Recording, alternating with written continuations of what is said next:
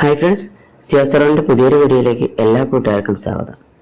ഇതുവരെ നമ്മൾ ഔഷധ സസ്യങ്ങളെക്കുറിച്ച് വിശദമായി പഠിച്ചു. ഇനി നമുക്ക് ഔഷധമൂല്യമുള്ള പച്ചക്കറികളെക്കുറിച്ച് പഠിച്ചാലോ? നമ്മുടെ ആഹാര പദാർത്ഥങ്ങളിൽ ഒഴിച്ചുകൂടാൻ പറ്റാത്തവയാണ് പച്ചക്കറികൾ. പച്ചക്കറികളിൽ ധാരാളം വിറ്റാമിനുകളും ധാതുലവണങ്ങളും അടങ്ങിയിരിക്കുന്നു. നമ്മുടെ ശരീരത്തിനാവശ്യമായ എല്ലാ പോഷകഘടകങ്ങളും പച്ചക്കറിയിൽ അടങ്ങിയിരിക്കുന്നു. ഇതിലടങ്ങിയിരിക്കുന്ന പോഷക മൂല്യങ്ങളെക്കുറിച്ച് നമുക്ക് വിശദമായി നോക്കിയാലോ? അപ്പോൾ പുതിയതായി വീഡിയോ കാണുന്ന കൂട്ടുകാർ സബ്സ്ക്രൈബ് ചെയ്യാൻ മടിക്കരുത്. അതുപോലെ ആ ബെല്ലൈക്കൺ നിങ്ങൾ പ്രസ് ചെയ്താൽ നിങ്ങൾക്ക് പുതിയ നോട്ടിഫിക്കേഷൻസ് ലഭിക്കുന്നതായിരിക്കും. അപ്പോൾ നമുക്ക് നേരെ വീഡിയോയിലേക്ക് പോവാം.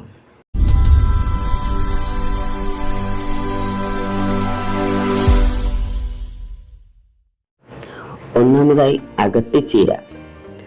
അകത്തിച്ചീരയുടെ സയന്റിഫിക് നെയിമാണ് സെസ്ബാനിയ ഗ്രാൻഡിഫ്ലോറ. അകത്തിച്ചീരയുടെ ഔഷധ ഗുണങ്ങൾ നോക്കാം. അകത്തിച്ചീര വളരെയധികം ഔഷധമൂല്യമുള്ള ഒരു സസ്യമാണ്. രക്തപിത്തം, ക്ഷീണം, ഹൃദ്രോഗം, ചൊറി, വിഷം, രക്തദോഷം, ക്ഷയം, നേത്രരോഗങ്ങൾ, വായ്പുണ്ണ്, സ്ത്രീരോഗങ്ങൾ, ചർമ്മരോഗങ്ങൾ എന്നിവയെല്ലാം ശമിക്കുന്നതിന് ഉത്തമമായ ഔഷധമായി അകത്തിച്ചീര ഉപയോഗിക്കുന്നു. കൂടാതെ ഇത് മലശോധനയുണ്ടാക്കുകയും ബുദ്ധിയെ വികസിപ്പിക്കുകയും ചെയ്യുന്നു.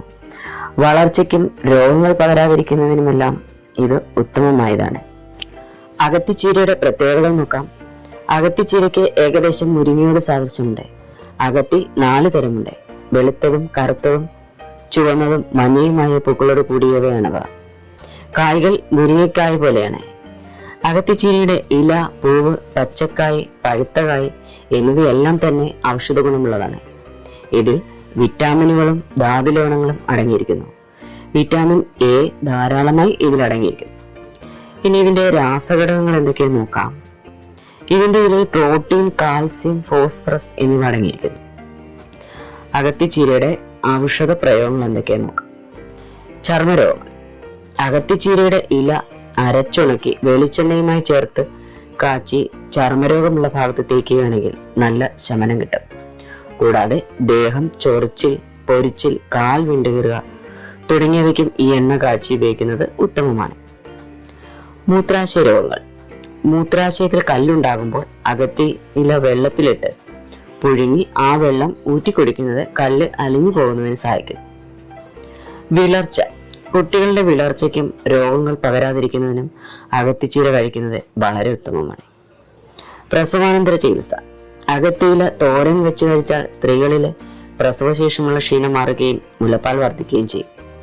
അകത്തിയില അരച്ച് വെളിച്ചെണ്ണയിട്ട് കാച്ചി തേച്ചാൽ കാൽ വെടിച്ചു കീറുന്നതിനും ചൊറിച്ചിലിനും തൊലി വടിക്കുന്നതിനും ശരീരത്തിലെ മുരിച്ചിലും ഉത്തമമാണ്. കൂടാതെ ഇത് കുട്ടികളുടെ വളർച്ചയ്ക്കും അസ്ഥിമൂപ്പിനും സാംക്രമിക രോഗങ്ങൾ പകരാതിരിക്കുന്നതിനും ഉത്തമമാണ്.